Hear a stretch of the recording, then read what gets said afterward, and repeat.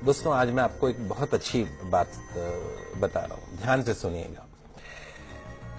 अगर मोहम्मद साहब की शिक्षाओं पर मनन किया जाए, मुस्लिम शिक्षा जो है उनकी शिक्षाओं पर मनन किया जाए तो दो बातें उनमें सबसे अहम है।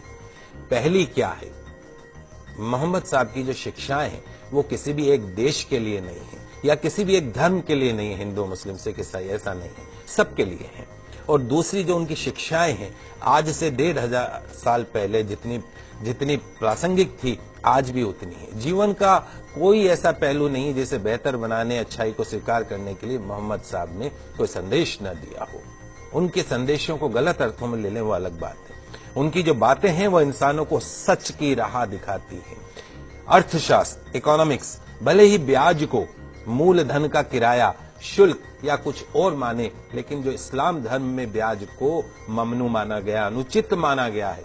इस्लाम के मुताबिक ब्याज एक ऐसी व्यवस्था है जो अमीर को और अमीर बनाती है और गरीब को और गरीब बनाती है। इस प्रकार ये एक शोषण का जरिया है।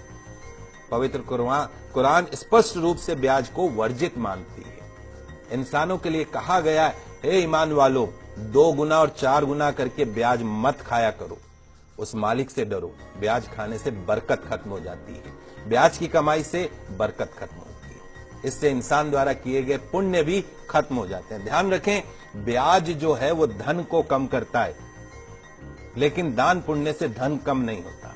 जो लोग ब्याज हासिल करने का निश्चय कर चुके हैं उनके लिए बहाने बनाते हैं, उसके लिए ये एक शैतानी धोखा है। जो लोग ब्याज लेने को सही कारोबार साबित करने की कोशिश करते हैं कि साहब ये तो हमारा बिजनेस है, और लोगों को भी यकीन दिलाते हैं कि ब्याज लेना उचित है, तो ऐसे लोगों को भी इसी प्रकार के शैतानी धोखे के शिकार होते हैं। तो जो लोग ब्याज खाते हैं उनके बारे में कहा गया है कि कयामत के दिन खड़े नहीं हो सकते, उसी तरीके से जैसे किसी को शैतान ने छूकर पागल कर दिया हो।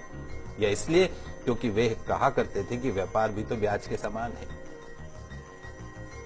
व्यापार को वैध कहा गया है, ब्याज को पूरी तरीके से अवैध कहा गया है।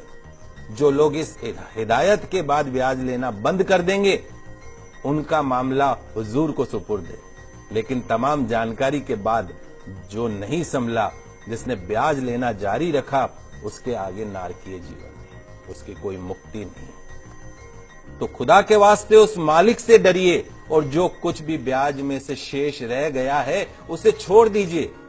यदि तुम सच्चे दिल से ईमान रखते हो, ना तुम खुद जुल्म करो और ना तुम पर जुल्म किया जाए। अगर तुम्हारे पास धन हो तो जरूरतमंद लोगों को कर्ज दो, उन्हें वापसी के लिए कम से कम इतना तो समय दो कि कर्जदार इंसान उसे आसानी से वापस लौटा सके, आत्महत्या नहीं करे। किसी वास्तविक वो अवश्यम भावी जो मजबूरी होती है कि जानबूझ के कोई नहीं, लेकिन मजबूरी है, अगर उस मजबूरी में अगर वो तुम्हारा समय पर धन नहीं लौटा सके तो उस पर कभी सख्ती मत करो, उसका अपमान मत करो, गालियां मत दो, उसे और समय दो।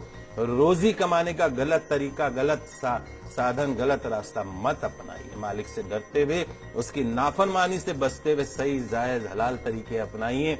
हराम रोजी के करीब भी